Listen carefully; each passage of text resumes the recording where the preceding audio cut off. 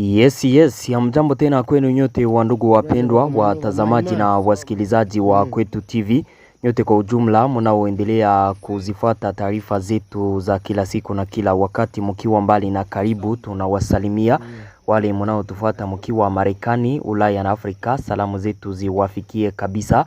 Na tunawatakia tena asubuhi njema ya siku ya leo jeudi, le 29 janvier 2026. Na tunawakaribisha kwa mara nyingine katika taarifa zetu za asubuhi ya leo. Kama kawaida tumewaletea habari kuhusu hali ya usalama mashariki mwa nchi ya Kongo, pamoja na taarifa mbalimbali tena tofauti zinazosemekana nchini Kongo. Habari ambazo tumewaletea asubuhi ya leo kiukweli ni mingi kabisa. Tutawapeleka katika maeneo ya Sange kwenye kuliripotiwa mapigano kati ya wazalendo na waasi wa AFC M23 katika eneo ambayo inaitwa Kabunambo. Tutawapeleka moja kwa moja katika eneo hiyo tuwaambie jinsi mapigano yalikuwa. Upande mwingine tutawapeleka katika mji wa Uvira ambapo Generale Makanaki Kasimbira John wa wazalendo pamoja na Generale Amuri ya Kutumba wa wazalendo walitangaza kuwa wale Wanyamlenge wote waliobebwa na AFC M23 huko Kamanyola kwa sasa wanaweza wakarudia katika mji wa Uvira. Hakuna tatizo, wazalendo na FARDC watawasikilize kama wengine wote. Habari zetu mbichi tutawapeleka katika teritwari ya Lubero baada ya wasi wa AFC M23 kurenforce na kuanza kufanya vita kule ili wasonge mbele. Wazalendo nao walirenforce katika ngome zao tofauti kwenye shamba la vita ili kukabiliana sasa na wale wasi wa AFC M23. Kama kawaida tumewaletea habari mingi tena mbichi. Mnaoifuata ni Kwetu TV, ni channel inayowaletea taarifa za kweli tena zenye uhakika kutoka mashariki mwa nchi ya Kongo. Tunawaomba kusubscribe, yani kujiabone ili kukua na zipata taarifa zetu zote. Mkumbuke kucomment na kulike habari hizi pia na kuzisambaza kwa walio wengi ziwafikie. Muendelee kujiunga nasi na grupe yetu ya WhatsApp ili kukua na zipata taarifa zetu zote kwa wakati, za asubuhi, za mchana na za magharibi. Namna ya kujiunga nasi ni kugusa pale kwenye titre, pale chini ya titre mu description utapata linki yetu. Uguse kwenye linki hiyo ukijiunga, bila shaka utakuwa ukizipata taarifa zetu zote kwa wakati. Habari zetu mbichi za asubuhi ya leo tuzianzie moja kwa moja katika mji wa Uvira kwenye viongozi wa wazalendo Generale Amuri ya Kutumba wa SNPCC pamoja na Generale Makanaki Kasimbira John walitangaza kuwa hawana tatizo na Wanyamlenge. Wale Wanyamlenge ambao wako katika mji wa Uvira wako bien sécurisé. Wanataka sasa na wale waliokimbia wakaelekea Kamanyola na kwingineko ambao kwa sasa wanaishi katika maisha ya ukimbizi bila chakula, wakiwa hawana namna ya kuishi, warejee katika mji wa Uvira waishi na Wafulero na zingine community pale kama jinsi ilikuwa depuis zamani, wasiendelee kuteseka huko. Wanasema kuwa wazalendo na jeshi la Kongo wataendelea kufanya kazi yao ya kawaida ya kuhakikisha kwamba usalama unapatikana kuma community yote. Bila kusema mengi, video yao ndio hiyo wakati walikuwa wakitangaza hayo. Tunashukuru Mungu kwa kutumia delegation. Tayari tumeona delegation ni rais anatuma. Tunasema karibu sana, na tukaongea kweli maneno tuliongea ni ya lazima. Yani kisa ya maneno wala kichwa maneno tumeongea ilikuwa tu ni message ya kusema kama sisi shida zote za maoperation hakuna tatizo tunayo kuhusu Wanyamlenge wala raia wa Kinyamlenge. Hapana, raia wa Kinyamlenge tunaishi nabo hapa Uvira na wote walikuwa kimi hapa, na kwa hivi wakati M23 ilifika hapa na ndio liwabeba kwa nguvu.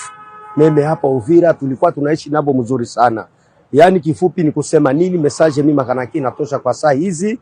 Tunaomba wale wote walidanganyika kwenda na M23 kukimbia, wale wakongomani warudie, tuishi nao kwa amani, wasisumbuke na wasidanganyike, ila wakuje kwa roho moja ya upendo ya kuishi kiraia jinsi tulikuwa tunaishi nabo depuis zamani. Kwa trupe zetu zote wala kwa trupe zangu zote, tunaomba waache watu wasinyanyasiwe na pasiwe mtu wa kunyanyasa mtu aseme huyu alikuwa na M23 tumukamate tumupige. Hapana, baache batu na amani, na ule yoyote alikimbia arudi kwa amani, tuishi hapa Uvira kwa amani. Nous étions très joyeux de rencontrer la délégation envoyée par le chef de l'État et on a échangé sur beaucoup de points. Et les points saillants, c'est pour donc c'est la cohésion communautaire. Donc toutes les communautés doivent cohabiter.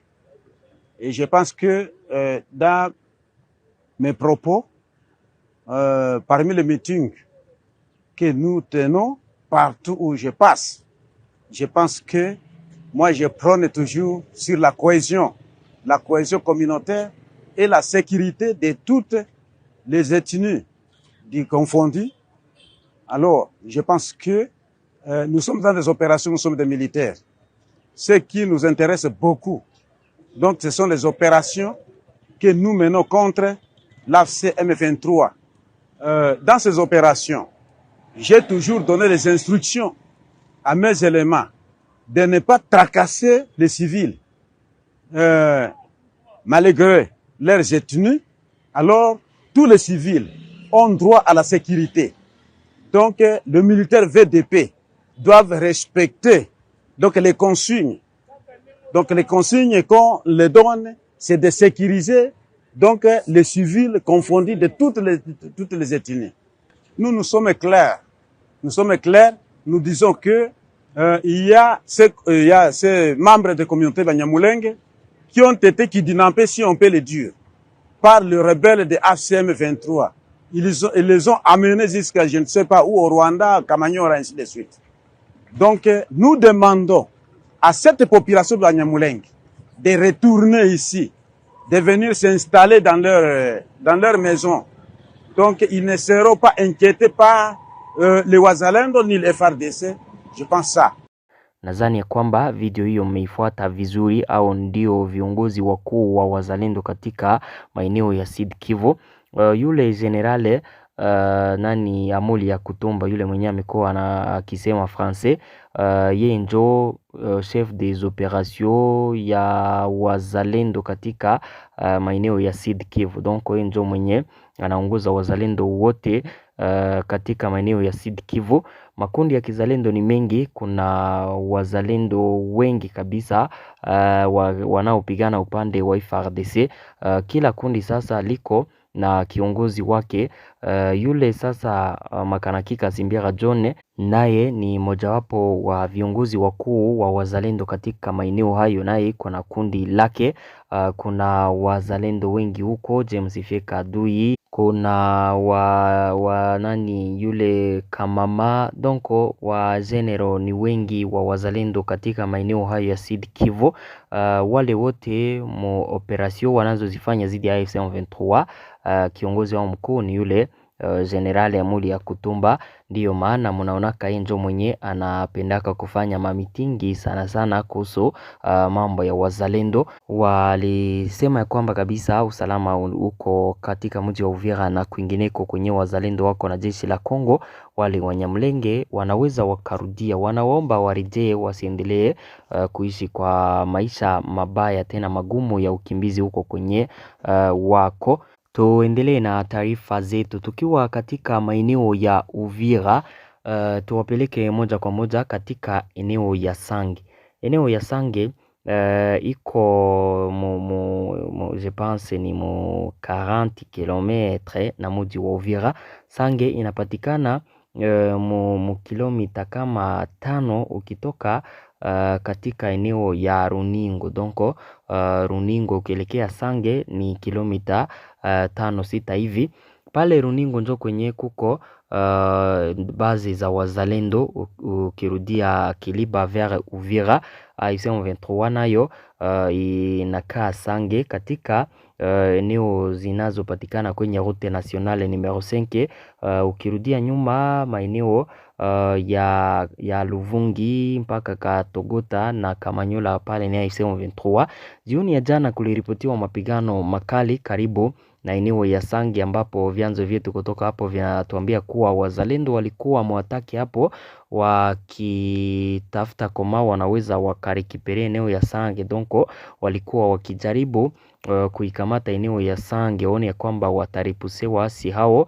Mapigano hayo yalisikika katika maeneo ya Kabunambo. Eneo ya Kabunambo iko karibu sana na eneo ya Sange. Wakati walikuwa wakipigana hapo Kabunambo, Sange kabisa hali ilikuwa ya hofu sana kutokana na jinsi walikuwa wakisikia milipuko ya silaha nzito na nyepesi hapo karibu. Kabunambo iko karibu sana na Sange. Kusikika kwa mashambulizi katika maeneo hayo kuliacha katika eneo ya Sange hali inakuwa tete tena ya wasiwasi muwakaaji.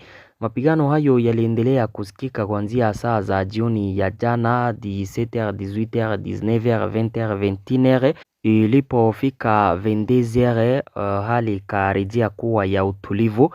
Vyanzo vyetu kutoka hapo vinatuambia kuwa wazalendo ambao walikuwa wakijaribu kusonga mbele kupitia pale waone ya kwamba watarekipere eneo ya Sange hawakufanikiwa. Waasi wa AFC M23 waliwarudisha nyuma. Eneo ya Sange inaendelea kubakia mwa mikono ya waasi wa AFC M23 wakati wazalendo wanaendelea kuvikalia vijiji tofauti karibu na Sange, mkiwemo maeneo hayo ya nyuma ya eneo hiyo ya Kabunambo na kuelekea Runingo kwenye walikuwa wametokea wakiatake waasi wa AFC M23.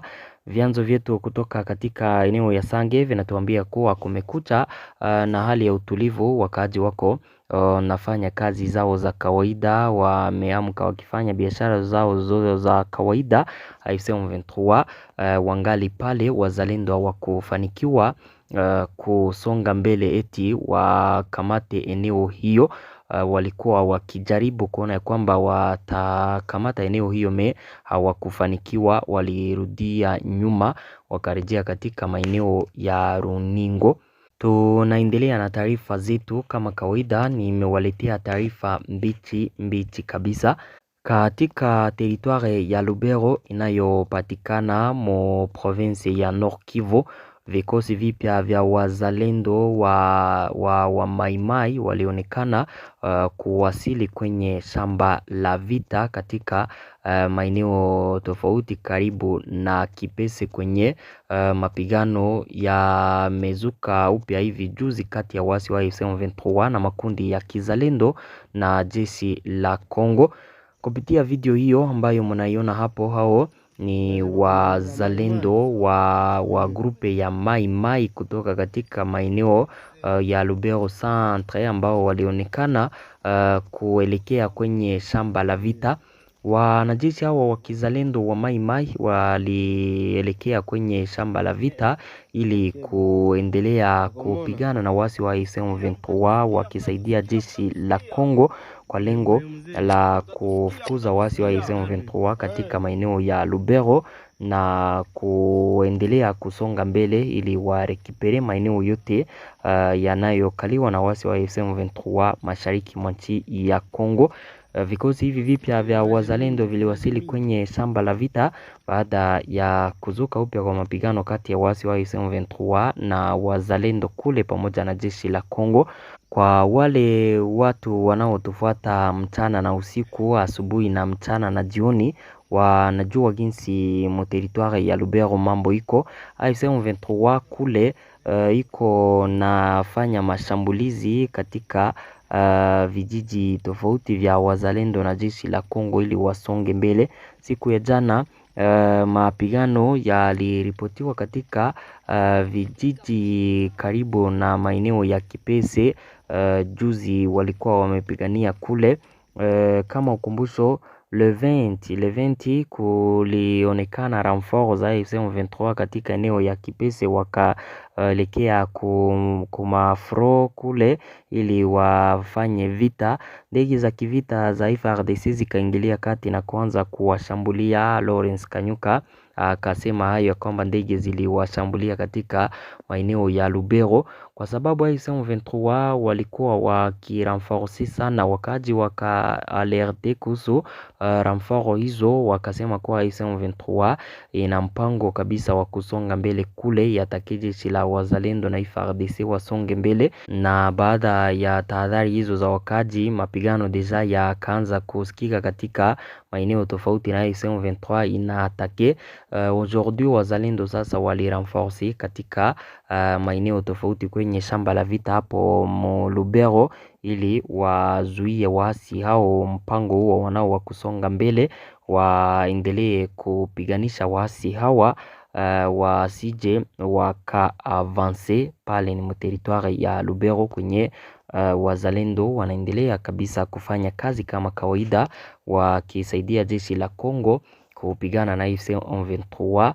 Waasi hao ambao wana mpango wa kuendelea kuavance katika maeneo tofauti mashariki mwa nchi ya Kongo, na wakuje kubalekanize nchi ya Kongo, maeneo watakao yakamata yote ya controle Port Dibo. Wazalendo sasa wajitoa ili kuzuia hayo yote, donc waasi wa AFC M23 wasije wakafanikiwa kuavance na kubalikanize nchi ya Kongo. Habari zetu zinaendelea kama kawaida. Tumewaletea taarifa tofauti. Baada ya mwaka moja na waasi wa AFC M23 wamekamata mji wa Goma huko Kinshasa. Wakaaji wa Kinshasa walitoa kumbukumbu zao kwa watu waliopoteza maisha yao wakati wa mapigano katika mji wa Goma. Mpaka kwa sasa raporo zinazotolewa na jeshi la Kongo zinasema kuwa katika mji wa Goma watu waliokufa wakati wa mapigano hayo ni watu wengi, plus de 3000 personnes wote walikufaka wakati wa mapigano hayo. Huko Kinshasa katika mitaa donc kwenye marute na kwingineko kwenye waliandaa koma wanaweza kutoa kumbukumbu zao kwa watu waliopoteza maisha yao mjini Goma. Waliwasha kabisa mabuzi, wakaonesha jinsi wanaendelea kuwakumbuka watu waliopoteza maisha yao wakati wa vita mjini Goma. Waliendelea kabisa kuhonore wale watu waliopoteza maisha yao katika mji wa Goma, wakiendelea kutangaza kuwa wanaendelea kuipenda nchi ya Kongo pamoja na wakaji kutoka mashariki mwa nchi ya Kongo ambao wanapitia maisha magumu ya mgogoro unaoendelea kule, wakisema kuwa wako mbali ndio na maeneo hayo, roho iko kule kwa sababu ni wakongomani wanaoteseka kupitia vita hivyo vya agression rwandaise. Kumbukumbu zilifanyika mjini Kinshasa katika makartie tofauti mitaani, walikuwa wakiwasha mabuzi wakionyesha kuwa kabisa wanaendelea kuwakumbuka wakaaji waliopoteza maisha yao katika mji wa Goma wakati vita vilikuwa vikiendelea. Kwa wale ambao walikuwaka mjini Goma, na mimi kabisa nilikuwaka hapo pale njo kwenye nilikuwaka wakati vita vilikuwaka vikiendelea katika mji wa Goma. Ni siku ambazo huwezi ukazisahau ndugu zangu. Wakati wa vita mjini Goma vraiment ni ilikuwaka siku ambayo hakuna kitu kingine ambacho ulikuwa ukikiwaza hapo bila kujiuliza eske mimi nitaokoka. Ndugu zangu, katika mji wa Goma kulikuwaka mambo yanayotisha. Ukitoka nje maiti, nyuma ya nyumba maiti, ukiona kwa mbali maiti, masasi de bombe partout. Ndugu zangu, kwa siku hizo watu ambao wananifuata na walikuwaka pale deja, wako nakumbuka siku hizo jinsi mambo yalikuwaka. Ilikuwaka vita ya hali ya juu, mashambulizi, mabombe hapa na pale, masasi kila kote yalikuwa yakisikika kwa wingi. Unakosa mimi nitaokoka eske nitapita wapi hata nikitafuta koma niokoke. Donko katika mji wa Goma, tukikumbuka kabisa hayo ndugu zangu, unaikalaka unasema Mungu ni mkubwa, asante Baba.